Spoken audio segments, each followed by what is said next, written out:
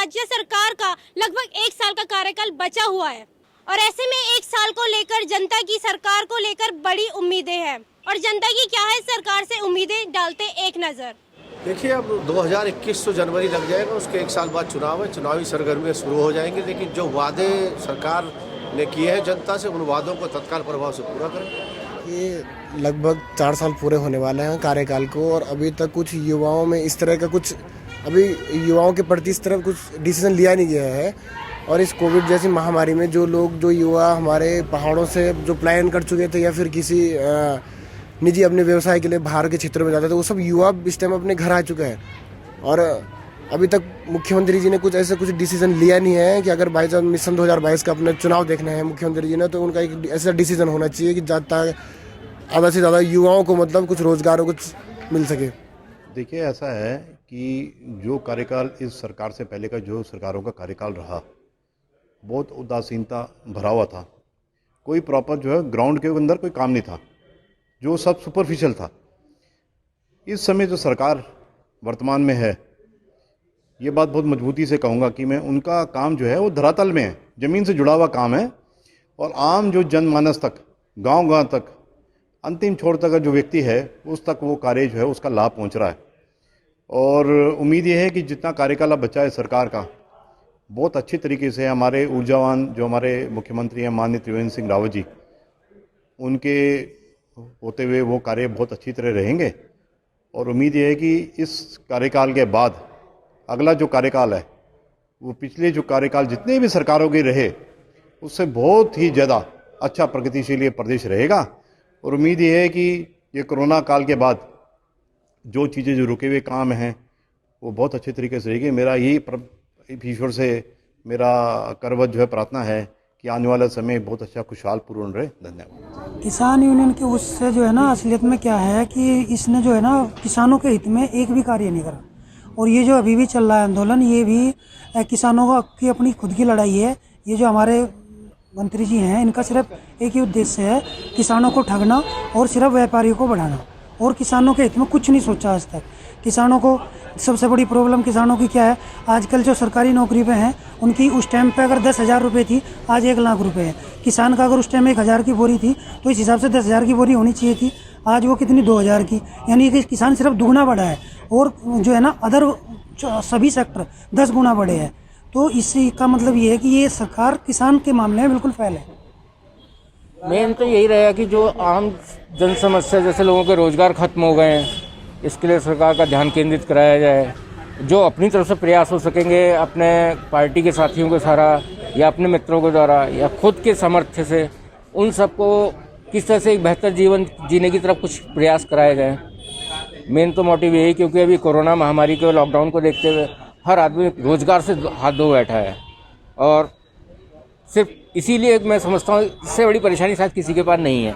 दूसरा, बच्चों को शिक्षा के नाम पर लूटा जो जा रहा है लोगों को, उसके लिए जागरूक करना लोगों की, भाई इस तरह की शिक्षा अगर कामयाब होती तो स्कूलों की ज़रूरत क्या थी। फिर तो हर माँ बाप इतने पढ़े लिखे हैं कि किताब पढ़ के बच्चों को सिखा सकते थे। अगर केवल इस तरह से इलेक्ट्रॉनिक माध्यम से पढ़ाई हो सकती तो इतनी बड़ी बिल्डिंगें खोलने की ज़रूरत ही नहीं थी कि आज से पहले नहीं हो सकता था ये।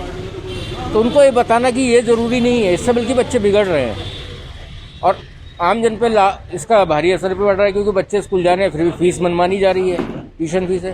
तो यही सब मोटे मोटे मुद्दे हैं अपने, जिसके लिए हम काम कर सकते हैं। हमें घर भी चलाना है, अपनी वो किचन का जो भी है सारा, मतलब दाम बढ़ते जा रहा है, और घर में माँ बाप और माँ सब सास ससुर जिसको भी देखना पड़ता है। इस अनुसार तो हमारा कुछ भी नहीं चल पाएगा। जैसे कि मतलब जिस हालत में सरकार हमें मतलब इस तरह की सज़ा दे रही है, तो मुझे तो यही कहना है कि मतलब हमारी जितनी से जल्दी हो सके उतनी जल्दी बहाली कर दे, सरकार से यही निवेदन है। बहुत सारी परेशानियां झेलनी पड़ रही है। एक्चुअली हमारे जो हस्बैंड हैं वो दिल्ली में जॉब करते थे, अभी वो भी बेरोजगार हैं, और हमको भी कोरोना काल में यहाँ पे बेरोजगार कर दिया गया है सरकार की तरफ से। और हमारे घर पे बच्चों को संभालने के लिए भी कोई नहीं है, हम बच्चे को भी अपने साथ लेके आ रहे हैं। अब इस परेशानी में ना सरकार हमको देख रही है ना कोई देख रहा है। 4 दिन से हमारे लोग जो है अनशन पे बैठे हुए हैं, एक की तबीयत खराब होने वाली है। तो इस तरीके से कोई पॉजिटिव हमको रिस्पांस नहीं मिल पा रहा है। तो ये संकट और बढ़ रहा है। और अभी तक जैसे वैक्सीन नहीं बन रही है, एक टाइम ये था कि जब लॉकडाउन था तो आदमी बड़ा सतर्क था। आज क्या है, वो आदमी सतर्कता थोड़ा दूर चली गई, लेकिन बीमारी अभी भी हमारे बीच में है, लोग लापरवाह हो गए हैं। तो ये कहीं ना कहीं कारगर साबित नहीं हो पा रही है कि भाई बीमारी चली गई, तो इस समय बहुत सतर्क रहने की आवश्यकता है। तो सरकार तो टोटल उसने हाथ खड़े कर लिए हैं, तो जो कुछ करना है हमें अपने आप करना है। बेरोजगारी देश प्रदेश में एक बड़ी समस्या बनता जा रहा है। कोरोना काल में कई लोगों को बेरोजगारी का दौर देखना पड़ा है। ऐसे में उत्तराखंड राज्य में विपक्ष जो है लगातार राज्य सरकार को बेरोजगारी के मुद्दे पर घेरता नजर आया है। इस प्रकार क्या है युवाओं की राज्य सरकार से रोजगार को लेकर उम्मीदें, आइए डालते हैं एक नजर। देखिए, सरकार से हमें उम्मीदें हैं कि जो उत्तराखंड में बेरोजगार युवा हैं उनको नौकरी लगे और ज़्यादा से ज़्यादा विज्ञप्तियां उत्तराखंड सरकार लाए। और अभी तक तो फिलहाल जो 2019 का साल था उसमें तो मुझे नहीं लगता था कि कुछ उत्तराखंड सरकार ने बेहतर काम किया बेरोजगारों के लिए, लेकिन उम्मीद है कि 2021 आएगा और नए साल जब आता है तो कुछ न कुछ उम्मीदें होती हैं प्रदेश सरकार से युवाओं की। और मुझे अच्छा लगेगा कि 2021 में पुलिस की भर्ती के साथ साथ पटवारी की भर्ती और इसके साथ से जो तमाम जो पद रिक्त हैं उत्तराखंड में वो जरूर आएंगे। सर अभी तो हमारे सब कल से वो बीमार है, पहले तो मैं उनको जल्द से जल्द ठीक हो जाए।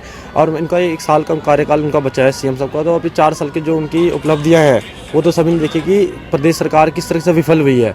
तो मैं उनका जो अंतिम 1 वर्ष बचा हुआ है, मैं समझ सीएम साहब को मैं ये बोलना चाहूँगा कि इस 1 वर्ष में सिर्फ वो युवाओं के लिए भी अगर थोड़ा सा काम कर दे तो शायद उनकी जो ये 5 साल का जो उनका कार्यकाल है कहीं ना कहीं 1% सफल होने में बच जाए।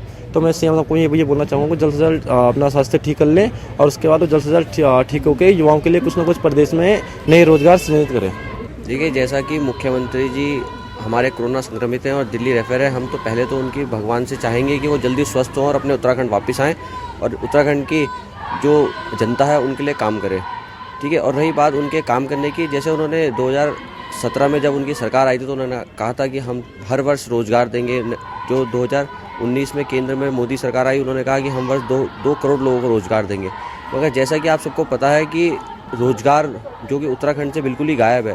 ठीक है। अभी जब से युवा कांग्रेस और NSUI जब से सड़कों पर आई, जब से उन्होंने मांग करी कि बेरोजगारी की मांग करी, उसके बाद से सिर्फ खाना पूर्ति के लिए और सिर्फ अखबारों में ही जो पदे निकले हैं वो उनकी आज तक भर्ती नहीं हुई। ठीक है। एक उन्होंने फॉरेस्ट गार्ड की भर्ती निकाली जिसमें इतना बड़ा घोटाला सामने आया, उसकी भी कोई जांच नहीं है और उसमें कोई पता नहीं है कि वो भर्तियां होंगी नहीं होंगी। मैं अभी जो है 2020 जो है उसमें हमने देखा कि हमारे स्वास्थ्य को लेकर के इतनी बड़ी जो बीमारी आई है तो उसका हमारे पास कोई इलाज नहीं था, क्योंकि मतलब एक तो वो नई बीमारी थी, लेकिन फिर भी कहीं ना कहीं हमारे इसमें मेडिकल के उसमें शायद हमने अभी तक वो तरक्की हासिल नहीं की कि हम एकदम से ऐसी किसी बीमारी के लिए तैयार रहें। तो मुझे लगता है कि हमें एक तो मेडिकल के फील्ड में जो है और ज़्यादा तरक्की की ज़रूरत है। साइंस में जैसे आज हर जगह जहाँ तरक्की हो रही है तो थोड़े और तरक्की की ज़रूरत है।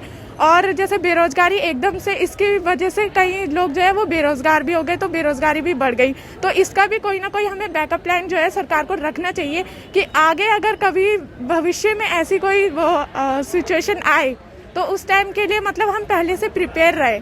मैम, पहले तो आप सबको नववर्ष की हार्दिक शुभकामनाएं देना चाहूँगा और दूसरा ये कहना चाहूँगा मैं कि जैसा 2020 गया है हम नहीं चाहेंगे कि 2021 जाए।